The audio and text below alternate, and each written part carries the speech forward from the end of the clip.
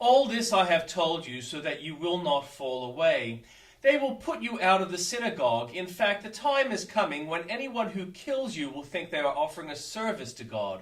They will do such things because they have not known the Father or me. I have told you this so that when their time comes, you will remember that I warned you about them. I did not tell you this from the beginning because I was with you, but now I am going to him who sent me. None of you asks me, where are you going? Rather, you are filled with grief because I have said these things. But very truly I tell you, it is for your good that I am going away. Unless I go away, the advocate will not come to you. But if I go, I will send him to you. When he comes, he will prove the world to be in the wrong about sin and righteousness and judgment. About sin, because people do not believe in me. About righteousness, because I am going to the Father, where you can see me no longer, and about judgment, because the prince of this world now stands condemned. I have much more to say to you, more than you can now bear. But when he, the Spirit of truth, comes, he will guide you into all the truth. He will not speak on his own. He will speak only what he hears, and he will tell you what is yet to come.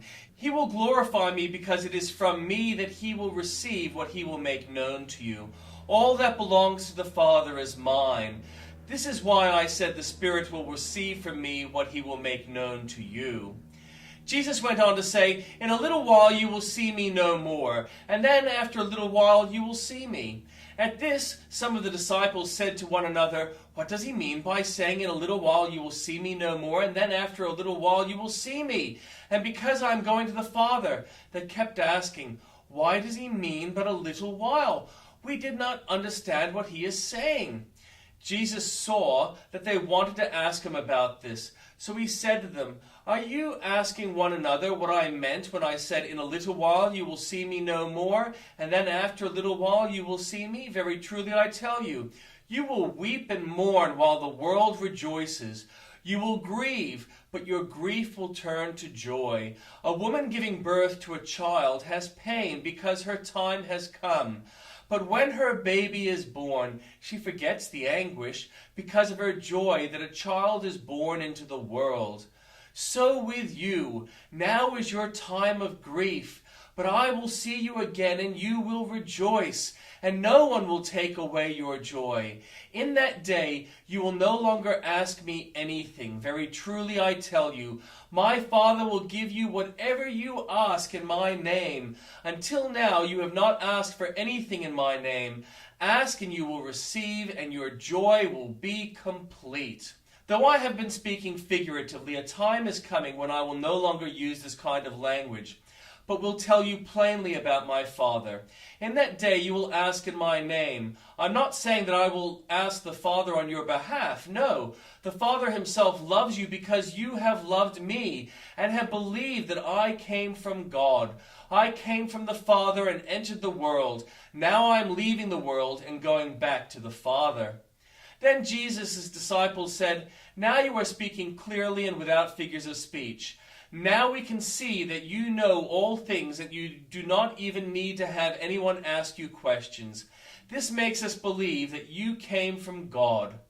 Do you now believe? Jesus replied. A time is coming, and in fact has come, when you will be scattered, each to your own home. You will leave me all alone, yet I am not alone, for my Father is with me. I have told you these things so that in me you may have peace. In this world you will have trouble, but take heart, I have overcome the world. And the Old Testament reading. Amaziah was 25 years old when he became king, and he reigned in Jerusalem 29 years. His mother's name was Jehoiadan. She was with Jerusalem. He did what was right in the eyes of the Lord, but not wholeheartedly. After the kingdom was firmly in his control, he executed the officials who had murdered his father the king. Yet he did not put their children to death, but acted in accordance with what is written in the law of the book of Moses, where the Lord commanded, parents shall not be put to death for their children, nor children be put to death for their parents. Each will die for their own sin. Amaziah called the people of Judah together and assigned them according to their families to commanders of thousands and commanders of hundreds for all Judah and Benjamin. He then mustered those 20 years old or more and found that there were 300,000 men fit for military service, able to handle the spear and shield. He also hired 100,000 fighting men from Israel for 100 talents of silver. But a man of God came to him and said, Your Majesty, these troops from Israel must not march with you, for the Lord is not with Israel, not with any of the people of Ephraim. Even if you go and fight courageously in battle, God will overthrow you before the enemy, for God has the power to help or to overthrow. Amaziah asked the man of God, But what about the 100 talents I paid for these Israelite troops? The man of God replied, The Lord can give you much more than that. So Amaziah dismissed the troops who had come to him from Ephraim and sent them home. They were furious with Judah and left for home in a great rage. Amaziah then marshaled his strength and led his army to the valley of Salt, where he killed 10,000 men of Seir. The army of Judah also captured 10,000 men alive, took them to the top of the cliff, and threw them down so that all were dashed to pieces. Meanwhile, the troops that Amaziah had sent back, had not allowed to take part in the war, raided towns belonging to Judah from Samaria to Beth-horon. They killed 3,000 people and carried off great quantities of plunder. When Amaziah returned from slaughtering the Edomites, he brought back the gods of the people of Seir. He set them up as his own gods, bowed down to them, and burned sacrifices to them. The anger of the Lord burned against Amaziah, and he sent a prophet to him who said, Why do you consult this people's gods, which could not save their own people from your hand? While he was still speaking, the king said to him, Have we appointed you an advisor to the king? Stop. Why be struck down? So the prophet stopped, but said, I know that God has determined to destroy you, because you have done this and have not listened to my counsel. After Amaziah, king of Judah, consulted his advisors, he sent this challenge to Jehoash, son of Jehoaz, the son of Jehu, king of Israel. Come, let us face each other in battle. But Jehoash, king of Israel, replied to Amaziah, king of Judah, A thistle in Lebanon sent a message to a cedar in Lebanon, Give your daughter to my son in marriage. Then a wild beast in Lebanon came along and trampled the thistle underfoot. You say to yourself that you have defeated Edom, and now you are arrogant and proud, but stay at home. Why ask for trouble and cause your own downfall and that of Judah also? Amaziah, however, would not listen, for God so worked that he might deliver them into the hands of Jehoash, because they sought the gods of Edom. So Jehoash, king of Israel, attacked. He and Amaziah, king of Judah, faced each other at Beth-shemesh in Judah. Judah was routed by Israel, and every man fled to his home. Jehoash, king of Israel, captured Amaziah, king of Judah, the son of Joash, the son of Ahaziah, at Beth-shemesh. Then Jehoash brought him to Jerusalem and broke down the wall of Jerusalem from Ephraim gate to the corner gate, a section about 400 cubits long. He took all the gold and silver and all the articles found in the temple of God that had been in the care of Obed-edom, together with the palace treasures and the hostages, and returned to Samaria.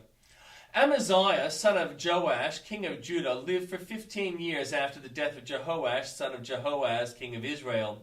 As for the other events of Amaziah's reign, from beginning to end, are they not written in the book of the kings of Judah and Israel? From the time that Amaziah turned away from following the Lord, they conspired against him in Jerusalem, and he fled to Lachish. But they sent men after him to Lachish and killed him there. He was brought back by horse and was buried with his ancestors in the city of Judah. Then all the people of Judah took Uzziah, who was 16 years old, and made him king in the palace of his father Amaziah. He was one of the rebuilt Elath and restored it to Judah after Amaziah rested with his ancestors. Uzziah was 16 years old when he became king, and he reigned in Jerusalem 52 years.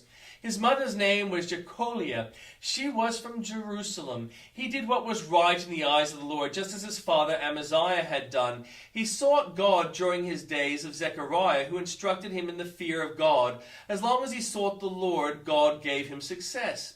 He went to war against the Philistines and broke down the walls of Gath, Jabneh, and Ashdod. He then rebuilt towns near Ashdod and elsewhere among the Philistines. God helped him against the Philistines and against Arabs who lived in Gur, Baal, and against the Meunites. The Ammonites brought tribute to Uzziah, and his fame spread as far as the border of Egypt because he had become very powerful. Uzziah built towers in Jerusalem at the corner gate, at the valley gate, and at the angle of the wall, and he fortified them. He also built towers in the wilderness and dug many cisterns. Because he had much livestock in the foothills and in the plain, he had people working his fields and vineyards in the hills and in the fertile lands, for he loved the soil. Uzziah had a well-trained army ready to go out by divisions according to the numbers as mustered by Jaleel, the secretary of Messiah, the officer under the direction of Hananiah, one of the royal officials. The total number of family leaders over the fighting men was 2,600. Under their command was an army of 307,500 men trained for war, a powerful force to support the king against his enemies. Uzziah provided shields, spears, helmets, coats of armor, bows, and slingstones for the entire army. In Jerusalem he made devices invented for use on the towers and on the corner defenses so that soldiers could shoot arrows and hurl large stones from the walls. His fame spread far and wide, for he was greatly helped until he became powerful. But after Uzziah became powerful, his pride led to his downfall. He was unfaithful to the Lord his God and entered the temple of the Lord to burn incense on the altar of incense. Azariah the priest, with 80 other courageous priests of the Lord, followed him in. They confronted King Uzziah and said, "It is not right for you, Uzziah, to burn the incense to the Lord. That is for the priests, the descendants of Aaron, who have been consecrated to burn incense. Leave the sanctuary, for you have been unfaithful, and you will not be honored by the Lord God." Uzziah, who had a censer in his hand ready to burn incense, became angry. While he was raging at the priests in their presence before the incense altar in the Lord's temple, leprosy broke out on his forehead. When Azariah, the chief priest, and all the other priests looked at him, they saw that he had leprosy on his forehead. So they hurried him out. Indeed, he himself was eager to leave because the Lord had afflicted him. King Uzziah had leprosy until the day he died. He lived in a separate house, leprous and banned from the temple of the Lord. Jotham, his son, had charge of the palace and governed the people of the land. The other events of Uzziah's reign, from the beginning to the end, are recorded by the prophet Isaiah, son of Amoz. Uzziah rested with his ancestors and was buried near them in a cemetery that belonged to the kings, for the people said he had leprosy, and Jotham, his son, succeeded him as king. Jotham was 25 years old when he became king, and he reigned in Jerusalem 16 years. His mother's name was Jerusha, daughter of Zadok. He did what was right in the eyes of the Lord, just as his father Uzziah had done, but unlike him, he did not enter the temple of the Lord. The people, however, continued their corrupt practices. Jotham rebuilt the upper gate of the temple of the Lord and did extensive work on the wall of the hill of Ophel. He built towns in the hill country of Judah and forts and towers in the wooded areas. Jotham waged war against the king of the Ammonites and conquered them. That year the Ammonites paid him 100 talents of silver, 10,000 cores of wheat, and 10,000 cores of barley. The Ammonites brought him the same amount also in the second and third years. Jotham grew powerful because he walked steadfastly before the Lord his God. The other events in Jotham's reign include all his wars, and the other things he did are written in the book of the kings of Israel and Judah. He was 25 years old when he became king, and he reigned in Jerusalem 16 years.